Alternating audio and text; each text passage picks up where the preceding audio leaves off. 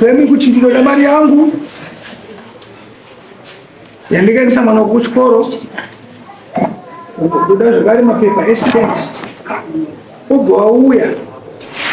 natambuza idzo warupi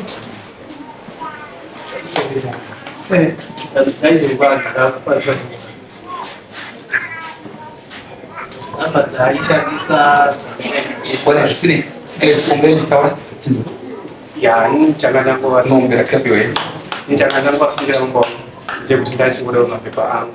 esitendi yandakatenga takatanga kugarisana mwana wangu nemari yandakamisa kuchikoro yekosi yandainasa nekuti mwana wavo akandiurira nefrendi yangu tiri kuSouth Africa ndakafana sekatana mwana wavo akandiurira nefrendi yangu yainzi taurai samukangi mwana wavo jeji akandiurira nefrendi yangu ndakafana ndasepatana kuti kuSouth Africa mutemo inoti ukarisana nemukadzi be arrested, so I was insecure with my dignity. So we have that team. Since I told her, she didn't have to bank, was there to see I went about it to enter which. So back on the parameters, I write to our dance, but the woman with the damn jamba, Chado, and Hard. You shall write up for children. Lima, I'm saying that I told her to follow I told him, yeah, even my wife, what I told you, okay, mwana wangu afanzia kuno ngada kuba kushandira akuzvingira kuchikoro asi chikoro kwatokuya kuendesa izvi kose ndira kuendesa sababu acho vatatazi ngada koro asi aitigadzisa because ngada tuye kuno tigadze nyaya dzipere ine kubawe pasvinhu zvisiyana nemwana wavo because mwana wavo anondira anondira ningowanda ndakutuma chiya kuZimbabwe kutenga pakati noyotenga spendi akada nemufunda kutora basi ndakasituma futi chanetsana nyaya yembere kuti chii kunetsa pakumberi kuti kuramba basi ndakutuma kuti enda kuchitombogadziswa pane matakauzari anobatsira ndabva ndamutuma kuuya kuno auya ndarongamba mari yekuita kuti pakudzoka mari yangu yanokopinda ipinda every Tuesday kati ayo pembe mari yangu yaramba kusvika tokutuina mari musi Tuesday kana mari yaita since angani driver waidana naye kumabhazi kutamuka akanditi bebi novari pane munhu andikweretesa mari ndatotengwa tiketi inozombadhara mari munhu yemusi Tuesday kana mari yapinda ndakati auya zvaita zvakanaka chiuya abva auya so mari yangu iyo ndakatozoona later kuti mari yacho yakaitoshandiswa kuti shamwari yangu yaidana nayo ndiyakatozisendera mari iyo kuti uye kuSouth Africa evidence yese ndakawana mumessage eshamwari yake yaitaura nayo kuti pandakambata tokutanga ndasina evidence ndazotagada evidence ndakatodzokera kuno taura nayo ndakaudzokera nayo but ndaita zvinhu zvangu ndite zvakakona yavandote zvakakona kune vana vangana mukadzi handina mwana kana chinogara makore mukadzi takagara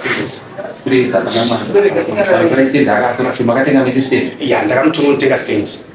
ndakamutuma kutenga stand akabva azosira kuna ngaine vacho nzitambudza icho ende I want kutenga stand mati watenga stand ku kado wani ngomumbi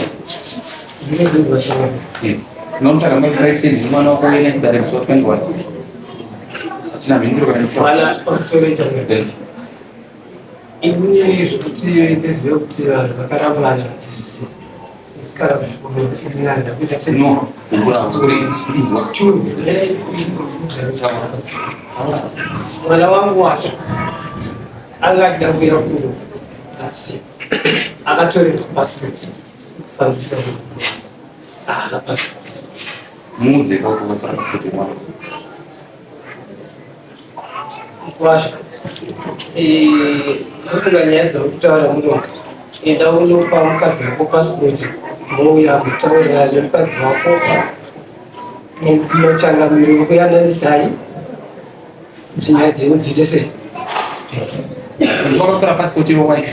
ya mama wangu papassport pane matesi akanzi mapassport ari kuda kubviswa maold stamps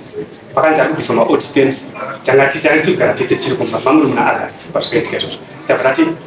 mai mwana since panzi mapassport ari kubviswa maold stamp ngatiende tichi toisa mapassport kuboda aisikiwe maold stamp because makanzi makuchinja mastamp akuti tabva taendesa so zvakazoitika pamuri muna August pakati paAugust zvakazoitika izvozvo within this period of August ndopa ndakamubata kuti munhu ari kuti passport yanga achiri kuboda iri ku passport yanga achiri kuboda iri kupera izvozvo kune munhu achachitira kuboda ndivachafonera kuti tikwanise kupfura nchito aiwa zvinetsika kune mwana padhuze ndotora pasipoti umuka uya ati mwana wangu anogona kuuya hava chikurapa totangira paipa iwo mwana wako anopiwa pasipoti wayo kudari kwamambo utenda kuti wakasununguka uya ane kodzero dzake unokodzero dzake tawira next mene nguva yakanaka next